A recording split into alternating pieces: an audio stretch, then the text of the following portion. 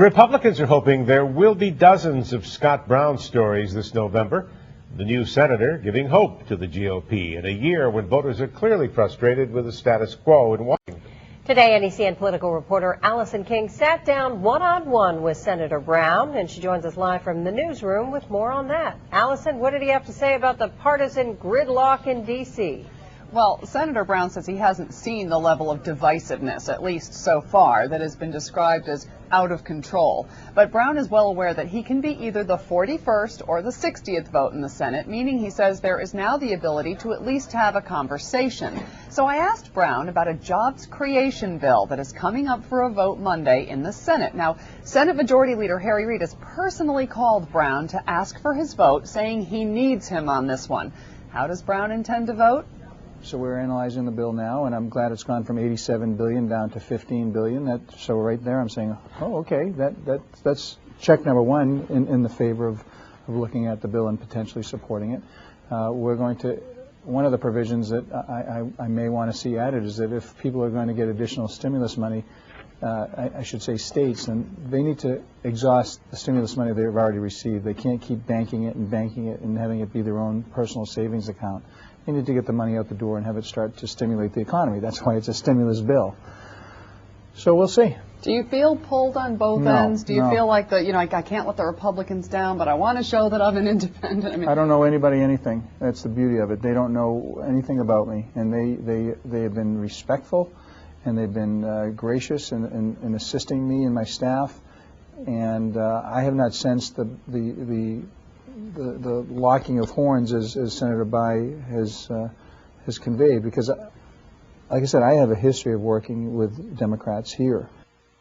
Now here, meaning his tenure at the Massachusetts State House. Coming up at 7, I'll have a lot more on my interview, including Brown's reaction to the one-year anniversary of the stimulus law, his take on the Scott Brown Saturday Night Live spoof, and his answer to this key question: are you interested in running for president? Leslie and Chet. All righty, Allison, I understand he's also still trying to whip up that basketball game with the president.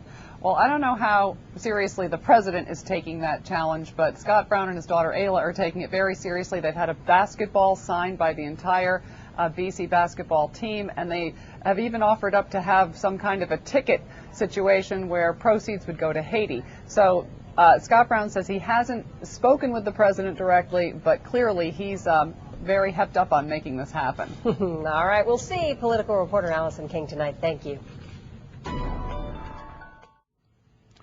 Massachusetts Senator Scott Brown had barely been sworn in, and the Senate went on vacation.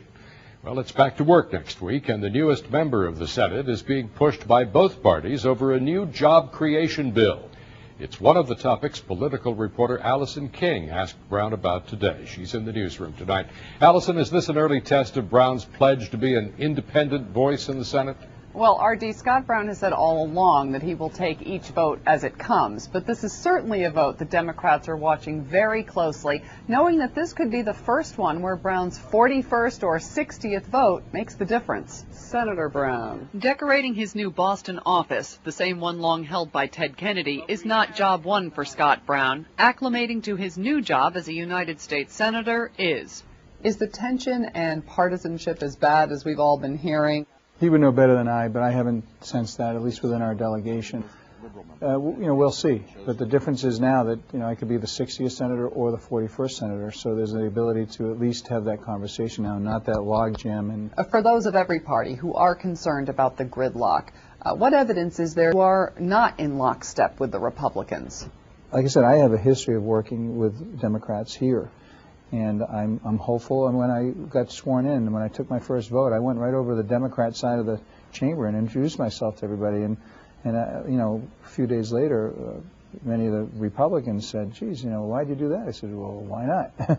Working across party lines is what the Democrats hope Brown will do Monday when he votes on a new scaled-down jobs creation bill Democrats fear Republicans will vote unanimously against. I hear that Harry Reid has called you personally to discuss the bill and that he needs your vote. How do you plan to vote on this jobs creation bill? We're analyzing the bill now, and I'm glad it's gone from $87 billion down to $15 billion. So right there I'm saying, oh, okay, that's check number one in the favor of looking at the bill and potentially supporting it.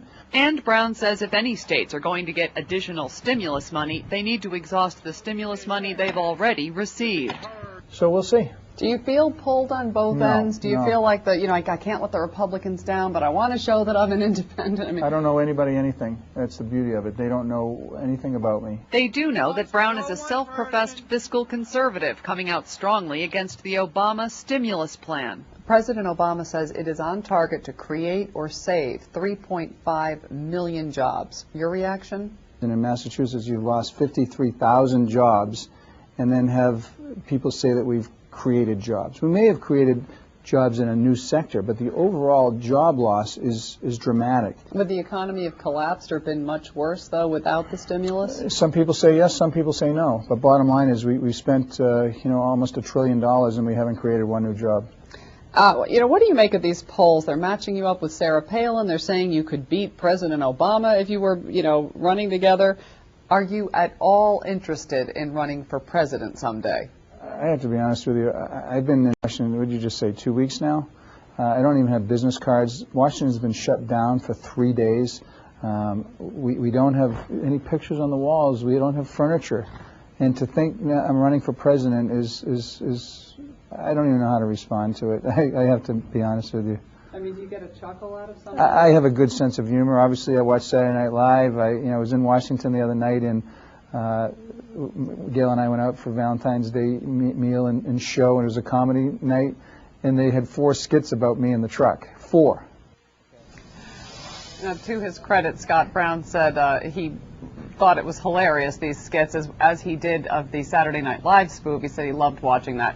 Now, as for the basketball matchup with President Obama, Senator Brown and his daughter Ayla are working it.